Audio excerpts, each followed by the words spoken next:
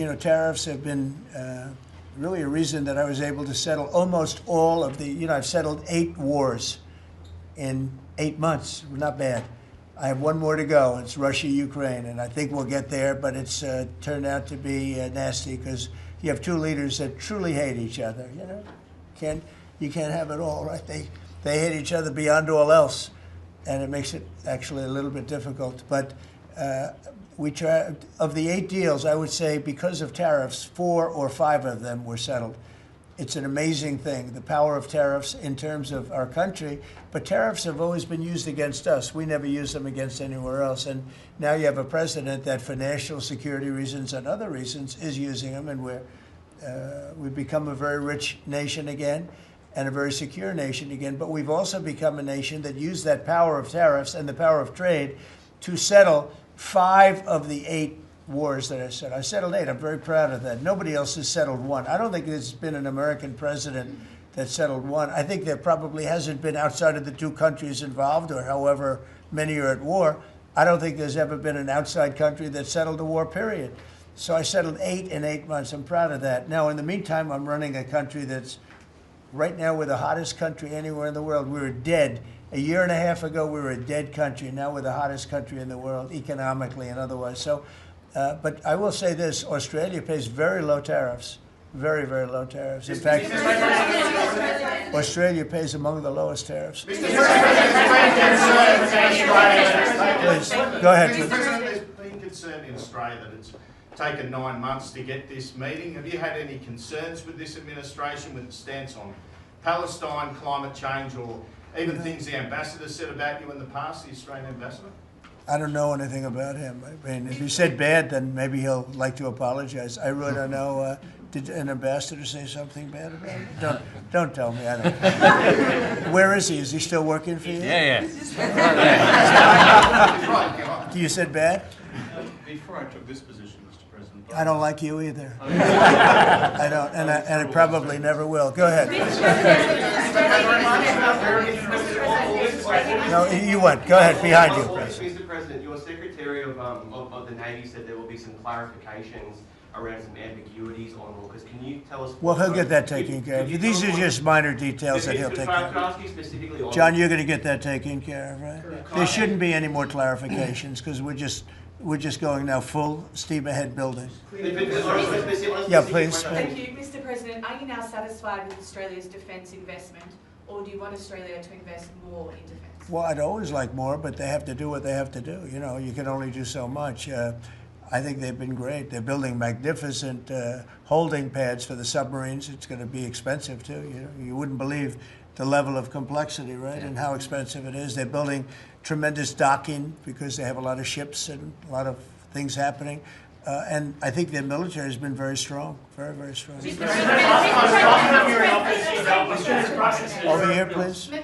President, on the war that you haven't solved yet, the Ukraine-Russia situation, have you now locked in a meeting? And can you explain, just a few weeks ago at UNGA, you said that Ukraine could possibly win the war and well, they could. Territory, but now they could still win it. I don't think they will, but they could still win it.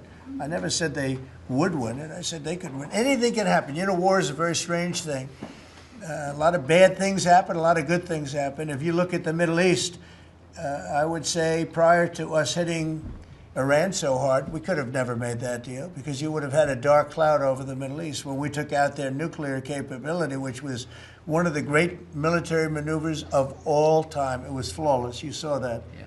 Those magnificent B-2s. I mean, that was a flawless move that was done by some very talented people, headed up by Pete and everybody else, and our great generals, and General in particular, Raisin Kane. We did a great job. And when that happened, everything was different, and we were able to get a deal. If we didn't do that, if it wasn't, they wanted to do that for 22 years, Mr. Prime Minister. For 22 years, I had the pilots here, the B-2 pilots, and they came to the Oval Office, and I thought they deserved it. They flew 37 hours back and forth.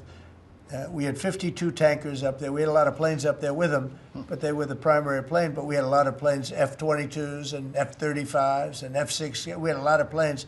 But we had 52 tankers. Can you believe that? And it was just like a flawless mission. And when it was finished, the Middle East just opened up, amazing.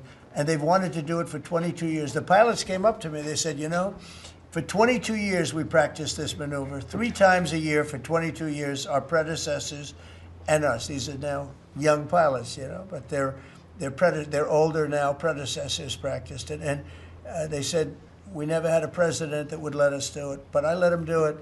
And it totally opened up the Middle East. It took the cloud over the, you know, we had a dark cloud over the Middle East, and now it's all, I mean, we have a little situation relatively with Hamas, and that will be taken care of very quickly if they don't straighten it out themselves, because they're in violation of their agreement. Thank you, Mr. President. On rare earth minerals, Australia is one of the only places in the world that processes rare earth minerals. Could there be an agreement? China has 90% of the processing. Could there be an agreement over processing rare earth minerals with Australia? Sure, Yeah. that's what we're doing. That's Part of the agreement. That's Can part you- of the agreement. Can you say with certainty? Go ahead, please. Thank you, sir.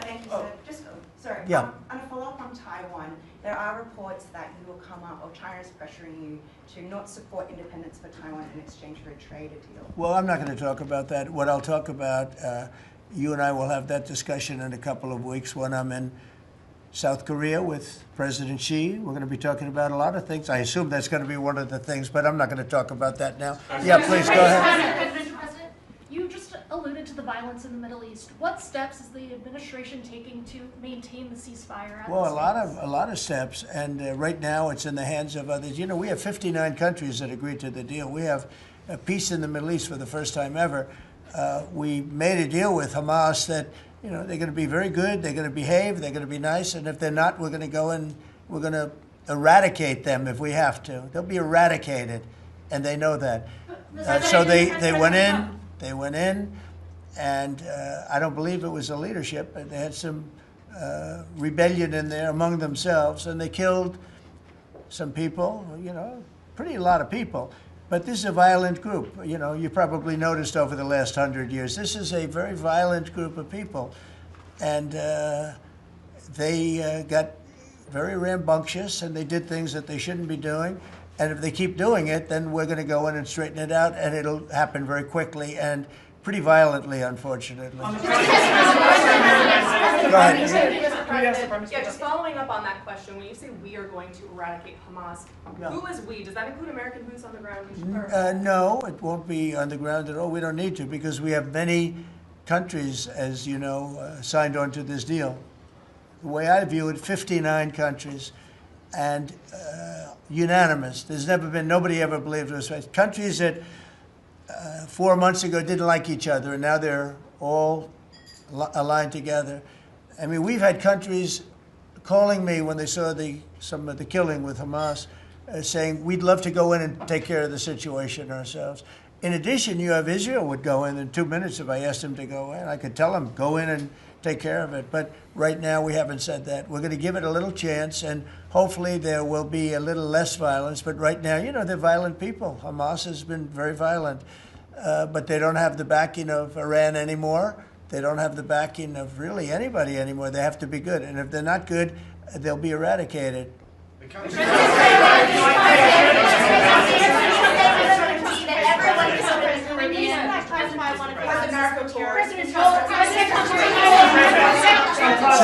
Were any innocent